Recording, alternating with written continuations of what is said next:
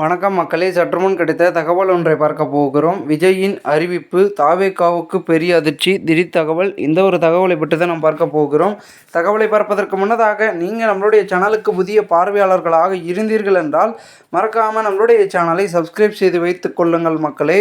தற்பொழுது தீபாவளி கிடையாது, விஜய் அறிவித்திருக்கிறார். அப்படி என்னவென்றால், தாவேகாவினர் யாரும் கட்சி சார்பில் தீபாவளி பண்டிகையை கொண்டாட வேண்டாம் என்று விஜய் சற்று முன் பார்த்திங்கன்னா அறிவித்துள்ளார். ஏன் அப்படி அறிவிச்சிருக்காரு, யாரும் தீபாவளி கொண்டாடக்கூடாது அப்படின்னு கேட்டிங்கன்னா, கரூர் கூட்ட நெரிசலில் சுமார் 41 பேர் தமது உறவுகள் இறந்து இருக்கிறார்கள். அதனால் அவர்களுக்கு அஞ்சலி செலுத்தும் வகையில், துக்கத்தை கடைபிடிக்கும் வகையில் கட்சி சார்பில் தீபாவளி கொண்டாட்டங்களை தவிர்க்க வேண்டும் என கட்சி தொண்டர்கள் நிர்வாகிகளுக்கு விஜய் அவர்கள், தாவேகா தலைவர் அவர்கள் உத்தரவிட்டுள்ளாராம். மேலும் இதுவும் பார்த்திங்கன்னா தாவேகா வட்டாரத்தில் பேசும் பொருளாக மாறியிருக்கிறது. இதனைத் தொடர்ந்து அதையும் இன்னொரு உத்தரவையும் குறிப்பிட்டிருக்காரு. கரூர் துயர சம்பவத்தையொட்டி தாவேகா சார்பில் தீபாவளி கொண்டாட நிகழ்ச்சிகள் நடத்த வேண்டாம் என நிர்வாகிகளுக்கு விஜய் ஒரு பக்கம் உத்தரவிட்டிருந்தாலும் கூட, இதனை அடுத்து மண்டல வாரியாக தாவேகா ஐடி விங் சார்பில் நிர்வாகிகளுக்கு அறிவுறுத்தலையும் பார்த்திங்கன்னா வழங்கப்பட்டிருக்கிறது. அதில் கரூர் சம்பவத்தில் பிரிந்த நம் சொந்தங்களுக்கு அஞ்சலி செலுத்தும் விதமாக கட்சி சார்பில் யாரும் தீபாவளி கொண்டாட வேண்டாம் என கேட்டுக்கொள்ளப்பட்டது என்று ஐடி விங்ஸ்லேயும் சொல்லியிருக்காங்க. இதனால் பார்த்திங்கன்னா தாவேகா தரப்பில் பார்த்திங்கன்னா தீபாவளி கொண்டாட மாட்டாங்க.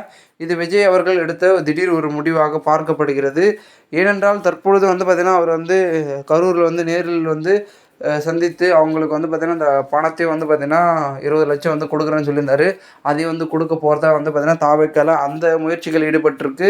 கரூர் சம்பவம் தான் பார்த்திங்கன்னா தாவேக்கா பேசக்கூடிய ஒரு நிகழ்வாக இருக்குது. ஏன்னா அதிலிருந்து பார்த்திங்கன்னா அவர்களால் மீள முடியாத ஒரு சம்பவம் நடந்துட்டு.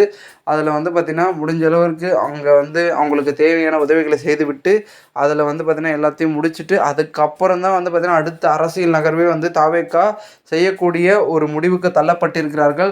எங்கே பார்த்தாலும் கரூர் சமூக வலைத்தளங்களாக இருக்கட்டும், ஊடக விவாதங்களாக இருக்கட்டும், வெளியே பொதுமக்கள் பேச்சுக்களாக இருக்கட்டும், எல்லா இடத்துலையும் கரூர் சமூகம் பெரும் பார்த்திங்கன்னா ஒரு பேசும் பொருளாகவும் உலக அளவில் போயிடுச்சு அப்படின்னு கூட சொல்லலாம் இந்த செய்தி. ஏன்னா பார்த்திங்கன்னா 41 பேர் இறப்புன்றது சும்மா இல்லைங்க. ஆனால் அந்த அளவிற்கு பார்க்கும் பொழுது பெரும் விதத்தில் இது பேசக்கூடிய ஒரு கருத்தாகவும் பார்த்திங்கன்னா விவாதமாகவும் மாறிவிட்டது. ஸோ அனைத்தையும் தாவேகா பொறுப்பில் ஏற்றுக்கொண்டு இந்த மாதிரியான முடிவுகளை எடுத்து வருகிறார்கள். இது பார்த்திங்கன்னா கட்சி ரீதியாக எடுத்த முடிவு.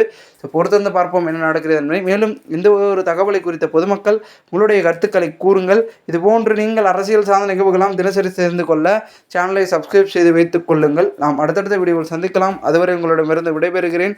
நன்றி, வணக்கம்.